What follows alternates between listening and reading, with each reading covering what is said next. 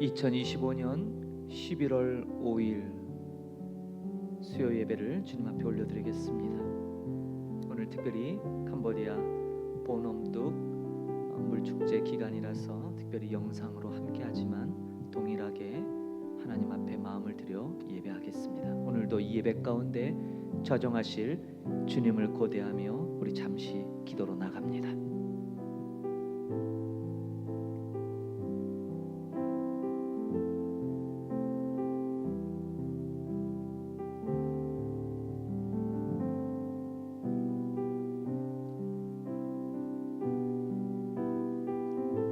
하나님이여, 나의 구원의 하나님이여, 피 흘린 죄에서 나를 건지소서. 내 혀가 주의 의를 높이 노래하리이다. 주여, 내 입술을 열어주소서. 내 입이 주를 찬송하여 전파하리이다. 주께서는 제사를 기뻐하지 아니하시나니 그렇지 아니하면 내가 드렸을 것이라. 주는 번제를 기뻐하지 아니하시나이다. 하나님께서 구하시는 제사는 상한 심령이라. 하나님이여, 상하고 통회하는 마음을 주께서 멸시하지 아니하시리이다. 아멘. 사랑과 은혜가 충만하신 하나님, 은혜를 감사드립니다. 11월의 첫 번째 수요 예배를 주님 앞에 올려드립니다. 이 예배에 좌정하시고 말씀하시옵소서. 한 주간의 중간 이 수요일 하나님 앞에 다시 한번 우리의 마음을 다잡고 주님께 집중하기를 원합니다. 흐트러진 우리 마음이 오늘 이 예배를 통하여 다시 중심을 잡게 하여 주시고 늘 하나님의 은혜에 감격이 있게 하시며 우리 삶의 감사로 모든 것을 이길 수 있도록, 우리의 환경을 넘어설 수 있도록 우리에게 은혜 베풀어 주옵소서. 오늘도 마음을 다하여 주님 앞에 예배하는 모든 심령들 가운데 주님 큰 은혜 베풀어 주시고 이 예배에 기뻐 받아 주옵소서. 감사드리며 예수님의 이름으로 기도하옵나이다. 아멘. 함께 우리 신앙 고백 드립니다.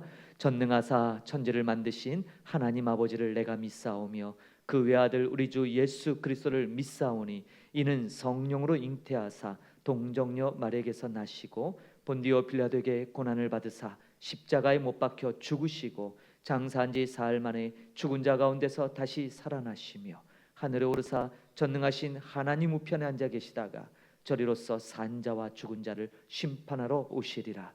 성령을 믿사오며 거룩한 공회와 성도가 서로 교통하는 것과 죄를 사하여 주시는 것과 몸이 다시 사는 것과 영원히 사는 것을 믿사옵나이다. 아멘. 함께 주님을 높여드립니다. 선한 능력으로 이 찬양으로 주님 찬양 올립니다.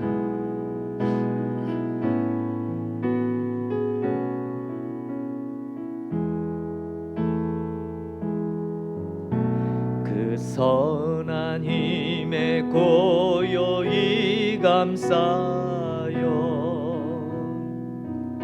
그 놀라운 평화를 누리며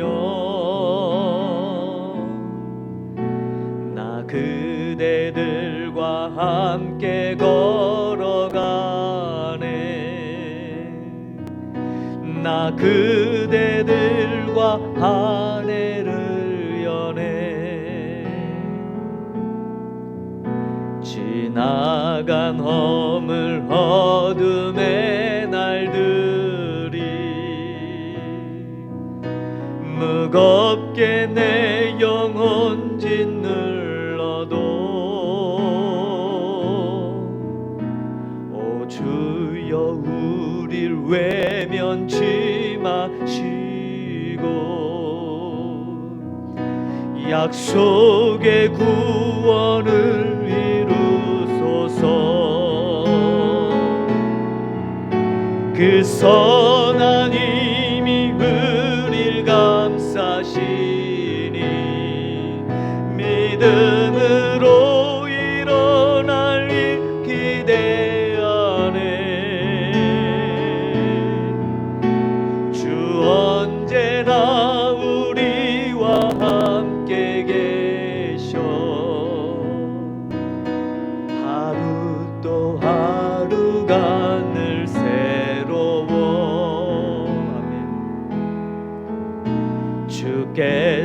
밝히신 작은 촛불이 어둠을 헤치고 타오르네. 그 빛에 우리 모두 하나 되어 오늘이에 비추게 하소서. 그 선한 힘이 우릴 감싸시니 믿음으로 일어날 일 기대하네. 주 언제나 우리와 함께 계셔. 하루 또 하루가 늘 새로워. 아멘 아멘. 이 고요함이 깊이 번져갈 때 저 가슴 벅찬 노래 들리네. 다시 하나가 되게 이끄소서.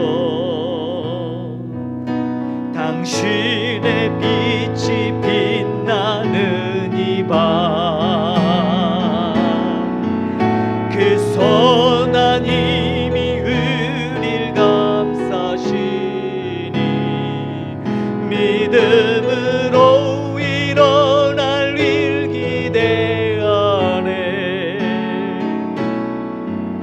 주 언제나 우리와 함께 계셔. 하루 또 하루가 늘 새로워. 아멘. 그 선한 힘이 우릴 감싸시니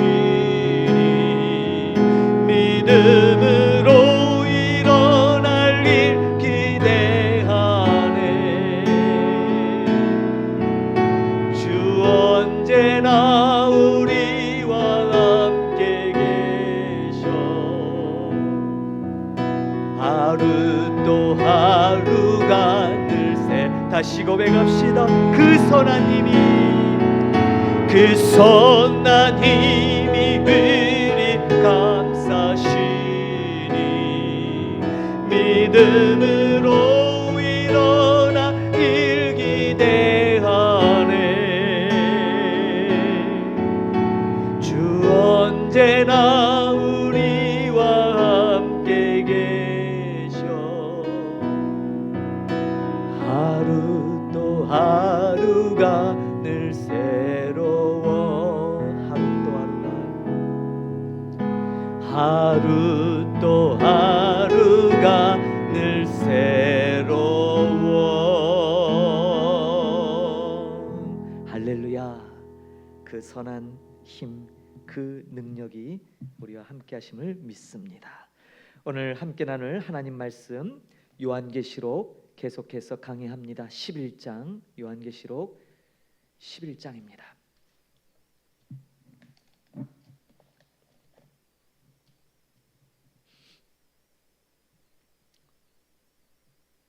(15절에서) (19절까지입니다) 요한계시록 11장 15절에서 19절 우리 한 목소리로 같이 봉독하겠습니다. 같이 봉독합니다. 일곱째 천사가 나팔을 불매 하늘에 큰 음성들이 나서 이르되 세상 나라가 우리 주와 그의 그리스도의 나라가 되어 그가 세세토록 왕노릇 하시리로다 하니 하나님 앞에서 자기 보좌에 앉아있던 24장로가 엎드려 얼굴을 땅에 대고 하나님께 경배하여 이르되 감사하옵나니 옛적에도 계셨고 지금도 계신 주 하나님 곧 전능하신 이여 친히 큰 권능을 잡으시고 왕노릇 하시도다. 이방들이 분노하며 주의 진노가 내려 죽은 자를 심판하시며 종 선지자들과 성도들과 또 작은 자든지 큰 자든지 주의 이름을 경외하는 자들에게 상 주시며 또 땅을 망하게 하는 자들을 멸망시키실 때로소이다 하더라. 이에 하늘에 있는 하나님의 성전이 열리니 성전 안에 하나님의 언약궤가 보이며 또 번개와 음성들과 우레와 쥐진과 큰 우박이 있더라. 아멘. 예, 수요일 계속해서 요한계시록 강해를 하고 있습니다. 이제 우리가 지난주에 이어 지난주 우리 두 증인 큰 성의 그 마지막 멸망을 보았죠. 큰 성의 정체는 바로 바벨론이었습니다. 오늘 이제 11장의 마지막 단락 15절에서 19절은 일곱 번째 나팔에 대한 비밀입니다. 사랑하는 성도 여러분, 우리는 오늘 이 요한계시록에 나오는 이 일곱 나팔 재앙의 마지막 일곱 번째 절정에 서 있습니다. 요한계시록에는 세 가지의 무서운 심판이 있죠. 첫 번째가 일곱 인입니다. 그리고 두 번째가 일곱 나팔, 그리고 일곱 대접, 이 심판 삼부작 재앙의 세 가지가 드러나고 있죠. 그 중에서도 나팔 재앙은 특별히 그 앞에 표제가 화라는 이름이 붙어요. 화가 화로다, 화로다, 화로다예요. 이 땅에 말할 수 없는 고통이 임한다는 거죠. 오늘 본문 바로 앞절에 14절에 보면 둘째 화는 지나갔으니 보라 셋째 화가 속히 이르는도다라는 말씀이 있어요. 자, 오늘 본문이 셋째 화인데요. 둘째 화, 첫째 화는 언제인가요? 우리가 앞에서 봤어요. 이미 첫째 화는 다섯 번째 나팔이 불려졌을 때요. 그때가 언제입니까? 9장이에요. 9장 요한계시록 9장 12절에 보면 다섯 번째 나팔을 첫 번째 화고요. 둘째 화는 여섯 번째 나팔인데 9장 13절에 있어요. 그렇다면 자연스럽게 오늘 셋째 화는 마지막 이 일곱 번째 나팔이 불릴 때 바로 이때를 가리킵니다. 이때는요 가장 끔찍하고 무서운 재앙과 심판이 쏟아질 거라고 우리가 예상하잖아요. 왜냐하면 화로다, 화로다, 화로다. 첫째 화가 지나가고 셋째 화가 지나가고 이제 마지막 세 번째 화기 때문에 우리는 이제 와 이제 끝장났다, 이제 끝났다 이렇게 볼 수 있잖아요. 그런데 여러분 15절을 보니까 어떻게 시작합니까? 일곱 번째 천사가 나팔을 부는데 하늘에서 음성이 들려요. 그래서 이게 이제 심판인가 봤더니 갑자기 세상 나라가 우리 주와 그의 그리스도의 나라가 되어 그가 세세토록 왕노릇 하시리로다라는 선포가 일어나요. 무서운 재앙, 어떤 심판의 묘사가 아니라 오히려 하늘에서 음성이 들리면서 이게 일종의 찬양이거든요. 찬양이 선포되는 거예요. 세세토록 왕노릇 할 것이다. 누가요? 우리 주와 그리스도의 나라가 되어서요. 이게 어찌된 일입니까 여러분? 가장 무서운 세 번째 마지막 화가 선포되었는데 이 세상은 온데간데 없고 가장 영광스러운 하나님 나라의 완성적인 일종의 완성된 예배 형태가 지금 등장하고 있는 거예요. 이게 일곱 번째 나팔이 갖고 있는 놀라운 비밀이에요. 셋째 화는 이 세상을 향한 최종적인 심판이 분명히 맞습니다. 그러나 동시에 교회를 향한 최종적인 구원과 승리를 알리는 사인이에요. 신호라 이 말이에요. 세상의 멸망은 곧 교회의 승리를 이야기하기 때문이죠. 이 말씀은 종말을 살아가는 우리 성도님들에게 하나님께서 작정하신 이 구속사의 최종 그림을 미리 보기 해주는 거예요. 미리 보기 하는 이유는 뭘까요? 워낙 우리가 믿음이 없으니까 미리 보기를 통해서 뭐예요? 보고 좀 믿으라는 거예요. 예, 제가 흔한 비유로 그거잖아요. 우리가 월드컵에 나갔는데 결승에 올라갔다고 한번 상상을 해보세요. 언젠가 그럴 날이 오겠죠. 결승에 올라갔는데 전반전에 막 3대0으로 지고 있어요. 그럼 뭐예요? 이 경기 결승까지 왔는데 골 한 번 넣지도 못하고 이게 이렇게 무너지는가 그러잖아요. 근데 누군가가 이미 후반전 경기 결과를 다 보고서 있다면 어떠겠어요? 그 사람 여유가 있죠. 전반전에 3대0이든 5대0이든 관계없어요. 왜요? 후반전에 뒤집혀질 것이고 결국에는 역전승을 하기 때문이에요. 그러니까 결과를 아는 것과 알지 못하는 것은 우리의 바라봄을 전혀 다르게 결정져요. 그래서 미리 보기라는 것은 뭡니까? 너무 이 요한계시록에 선포되는 시절에 아시아에 있는 일곱 교회가 너무 핍박이 심했어요. 교회로서 기능은 고사하고 이제 완전히 절벽 벼랑 끝에 내몰린 시기거든요. 근데 그때 하나님께서 요한을 통해 교회는 그런 게 아니야. 교회의 마지막은 영광스러운 승리야라고 보여주는 거예요. 그러니까 그것을 미리 본 사람은 어때요? 두려움이 없는 거죠. 결과를 아는데 뭐 걱정하겠어요. 전반전에 좀 져도 후반전에 멋지게 역전할 것을 꿈만 꿔도 뭐예요? 또 봤는데도 또 가슴이 설레죠. 그렇죠? 또 감동이 우러나오잖아요. 바로 그런 목적에 이 말씀을 주고 계세요. 자, 그러면 왜 이렇게 무서운 심판 대신에 장엄한 하늘의 예배, 이 놀라운 완성된 하나님 나라의 선언이 주어지는가? 말씀드린 것처럼 성경은요, 인간의 관점으로 기록된 것이 아니라 하나님의 관점으로 기록되어 있기 때문에요. 사람들이 보는 것이 아니라 하나님이 이 땅을 지금 어떻게 보시는가? 여러분, 우리가 신앙생활도 잘한다 못한다 기준이 사람이 평가하는 것이 아니라 하나님이 나를 지금 어떻게 보시는가가 중요하지 않겠어요? 그렇죠, 여러분? 하나님의 눈에는 뭐만 보입니까? 이 망할 세상, 이 큰 성 바벨론이 보이는 게 아니라 하나님의 눈에는 오직 그리스도의 나라만 보인다 이 말이에요. 온전한 어린 양이 다스리는 그리스도의 나라, 사탄이 통치하던 그 나라는 이미 심판받아 없어졌고요. 이제 하나님의 영원한 목적인 예수 그리스도께서 왕으로 다스리시는 그런 예배, 그런 나라, 완성된 나라를 보고 계시다 이 말이에요. 이게 마치 마태복음 17장에 나오는 예수님께서 변화산에 올라가서 베드로와 야고보와 요한 앞에서 그 모습이 영광스러운 모습으로 변한 것과 똑같아요.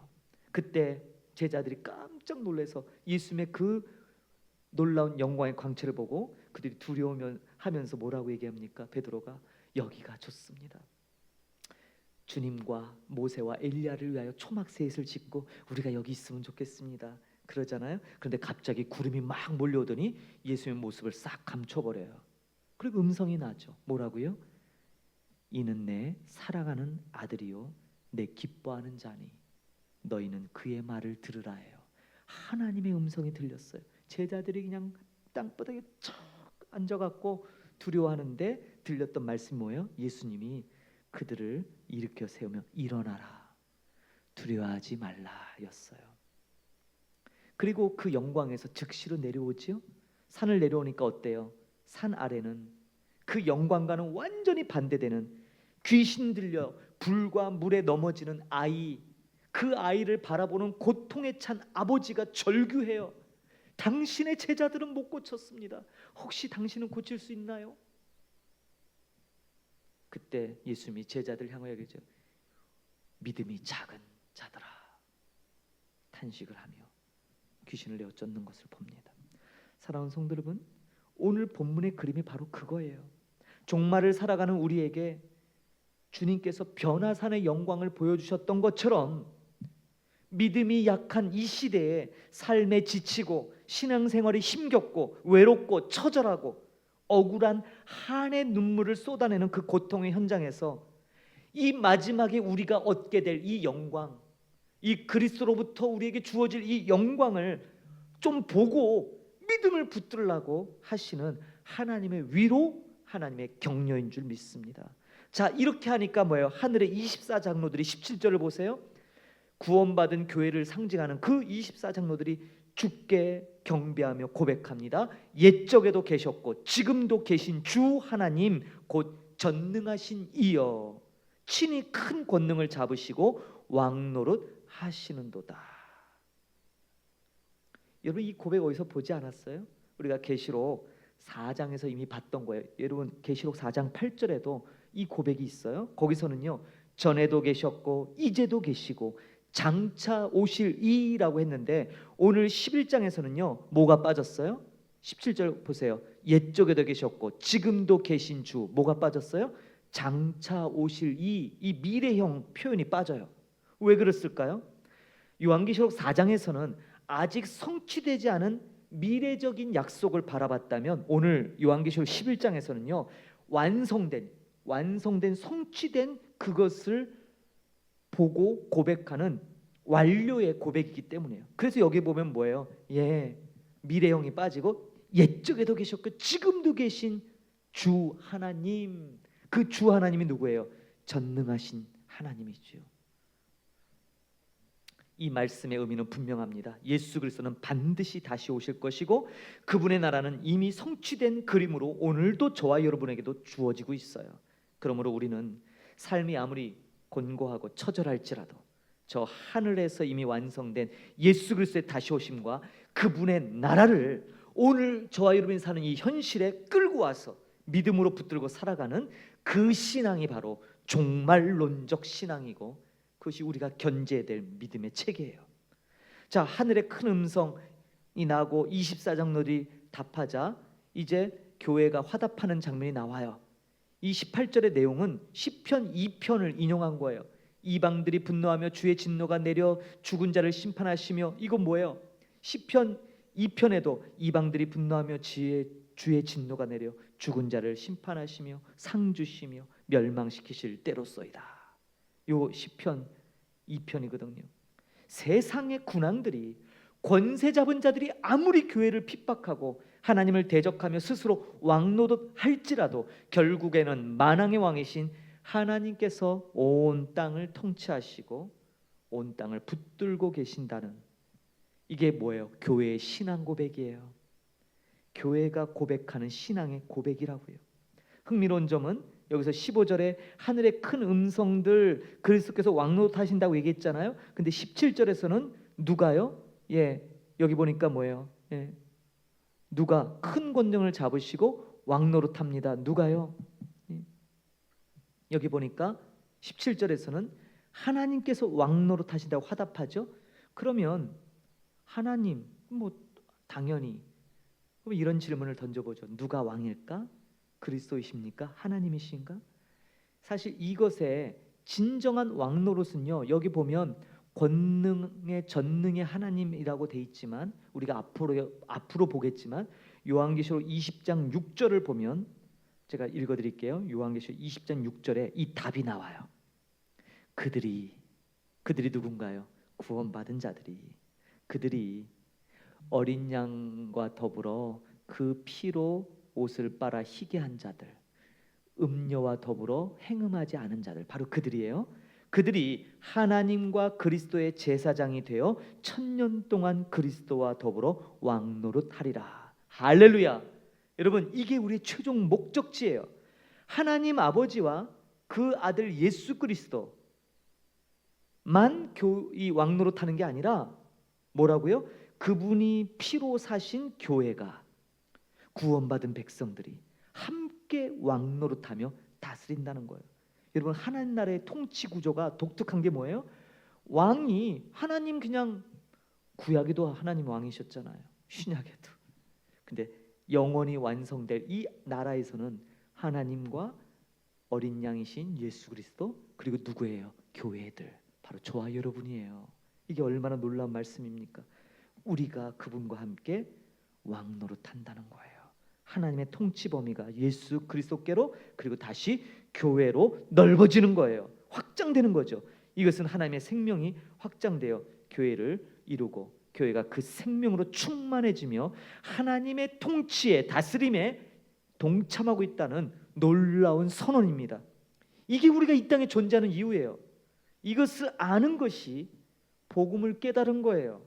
신앙생활은 단순히 나의 필요를 채우는 것이 아니라 이 땅을 복을 받기 위한 수단이 아니에요.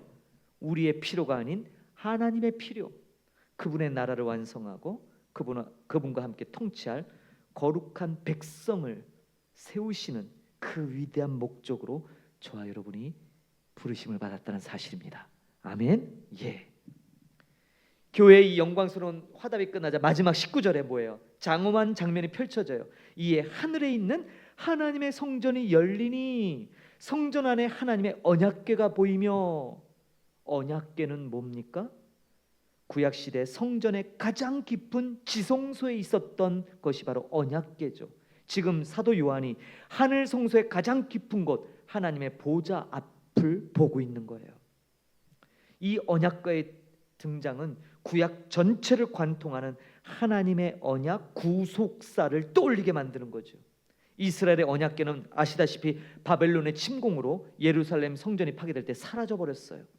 단순히 성물을 잃어버린 정도가 아니라 이 임재의 상징인 언약궤가 사라진 것은 하나님께서 이스라엘을 떠나신 임재의 상실을 의미해요.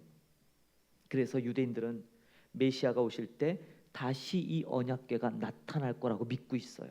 자, 그런데 지금 이 언약궤가 물질 세계에 우리가 보는 만질 수 있고 이렇게 더듬을 만한 그 언약궤로 드러나는 것이 아니라 지금 어디서 나타났어요? 하늘 성전에서 언약궤가 나타나요.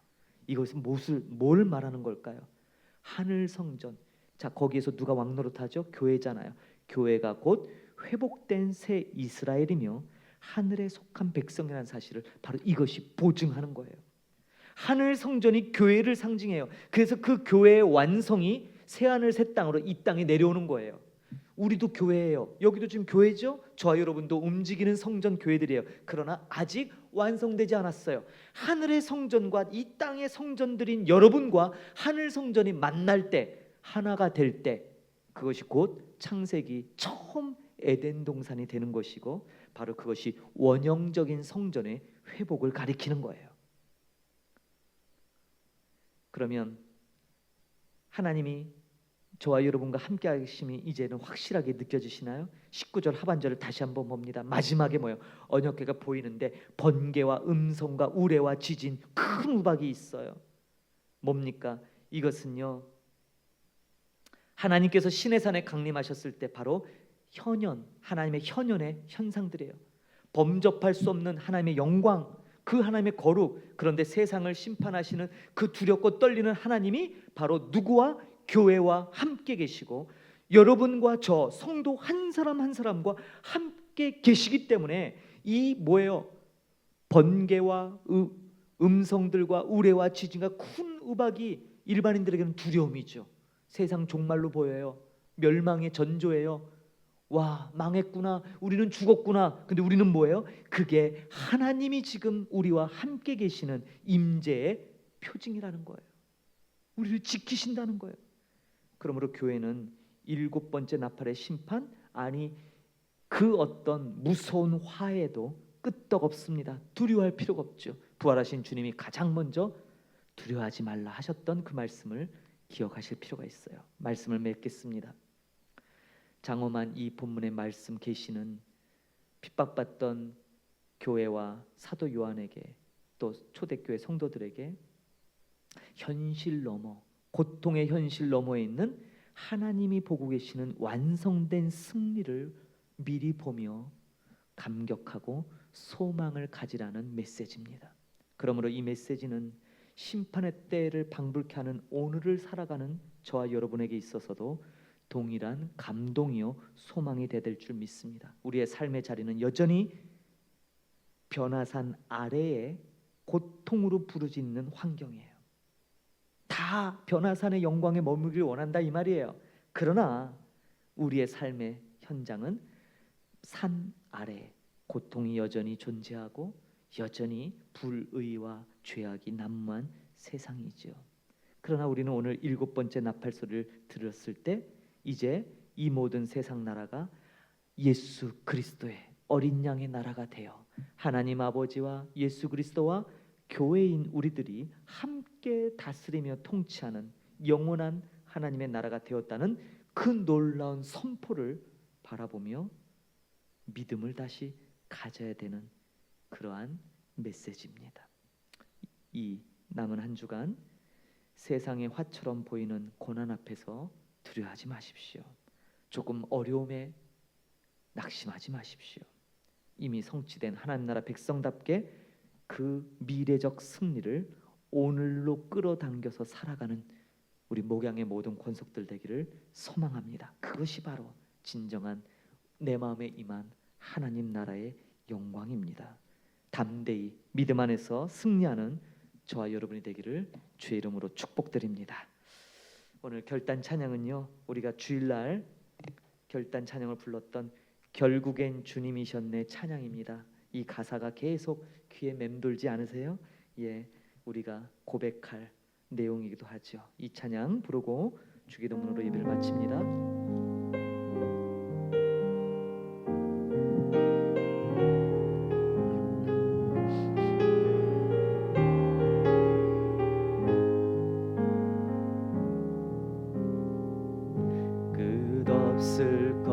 같은 무거운 내 삶에 주님의 뜻이 어디 있을까? 반복된 내 삶에 소망이 있을까?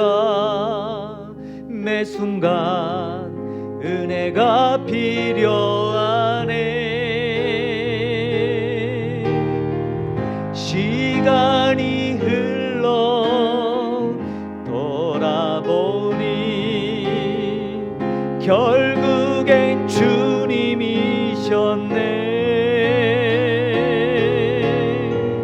주님을 빼고선 설명이 안 되네. 은혜 속에 살고 있었네.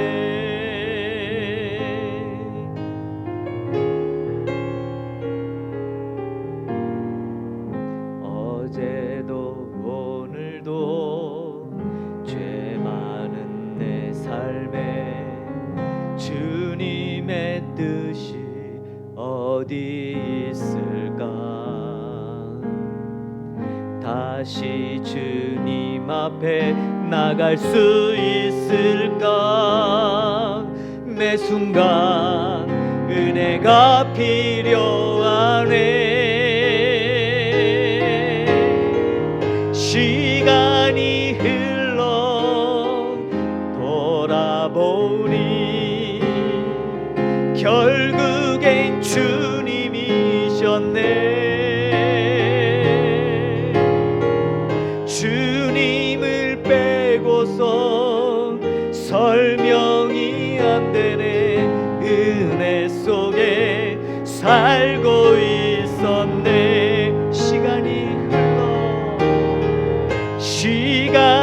흘러 돌아보니 결국엔 주님이셨네.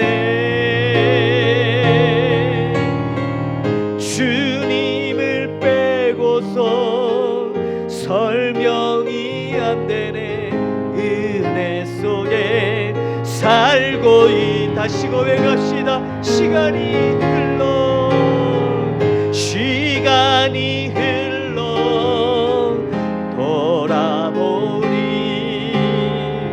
결국엔 주님이셨네. 주님을 빼고선 설명이 안 되네. 은혜 속에 살고 있었네. 은혜 속에 살고 있었네.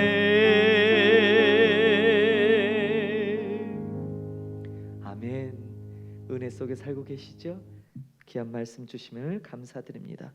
주기도문으로 예배를 마칩니다. 하늘에 계신 우리 아버지여, 이름이 거룩히 여김을 받으시오며 나라가 임하옵시며 뜻이 하늘에서 이루어진 것 같이 땅에서도 이루어지이다. 오늘날 우리에게 일용할 양식을 주옵시고 우리가 우리에게 죄 지은 자를 사하여 준 것 같이 우리 죄를 사하여 주옵시고 우리를 시험에 들게 하지 마옵시고 다만 악에서 구하옵소서. 대개 나라와 권세와 영광이 아버지께 영원히 있사옵나이다. 아멘.